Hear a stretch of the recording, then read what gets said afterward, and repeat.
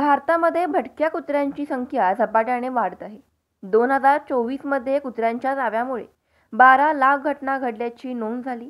यामध्ये लहान मुलं, वृद्ध आणि पादचारी मोठ्या प्रमाणात बळी पडले. रस्त्यावर फिरणाऱ्या भटक्या कुत्र्यांचा धोका केवळ चावण्यापुरताच मर्यादित नाही, तर ते अपघात, रोगराई आणि सार्वजनिक स्वच्छतेच्या समस्यांनाही कारणीभूत ठरत आहेत. अनेक वेळा हे कुत्रे गर्दीच्या ठिकाणी अचानक समोर येतात, ज्यामुळे दुचाकीस्वारांचे अपघात होतात.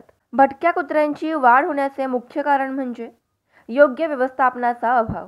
कचऱ्याचे नियोजन व्यवस्थित न केल्यामुळे रस्त्यावर मोठ्या प्रमाणात कचरा साचतो आणि त्यावर भटक्या कुत्र्यांची गर्दी होते. तसेच काही लोक त्या कुत्र्यांना नियमित खाऊ घालतात, त्यामुळे ते एका ठिकाणी स्थिरावतात आणि त्यामुळे त्यांची संख्या वाढते. कुत्र्यांचे निर्बंधित प्रजनन न झाल्यामुळे हे संकट आणखी गडद होत चालले. शहरामध्ये ही समस्या दिवसेंदिवस वाढत आहे, कारण नियंत्रित उपाययोजना केल्या जात नाहीत. भटक्या कुत्र्यांमुळे नागरिकांना अनेक प्रकारच्या समस्यांना सामोरे जावे लागते. लहान मुले आणि वृद्ध व्यक्ती यांना विशेष धोका असतो, कारण ते स्वतःला वाचवण्यासाठी तत्काळ पळू शकत नाहीत. अचानक हल्ला झाल्यास लोक घाबरून पळतात आणि त्यामुळे पडून जखमी होऊ शकतात. याशिवाय भटक्या कुत्र्यांमुळे रेबीज हा जीवघेणा आजारही पसरण्याची भीती असते. ही समस्या सोडवण्यासाठी विविध उपाय करता येऊ शकतात.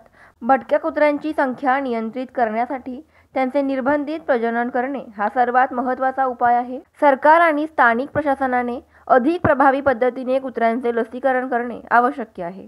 त्याचप्रमाणे भटक्या कुत्र्यांसाठी स्वतंत्र आश्रयस्थाने उभारली गेली पाहिजेत, जेणेकरून त्यांना सार्वजनिक ठिकाणी भटकावं लागू नये. या समस्येवर नियंत्रण मिळवण्यासाठी जनजागृती करणे अत्यंत गरजेचे आहे.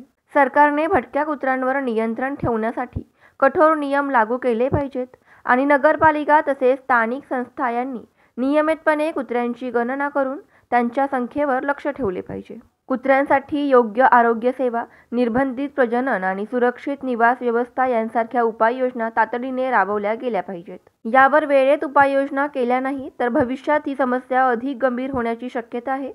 त्यामुळे सरकार, नागरिक आणि प्राणी कल्याण संस्थांनी मिळून यावर प्रभावी उपाय शोधणे आवश्यक आहे.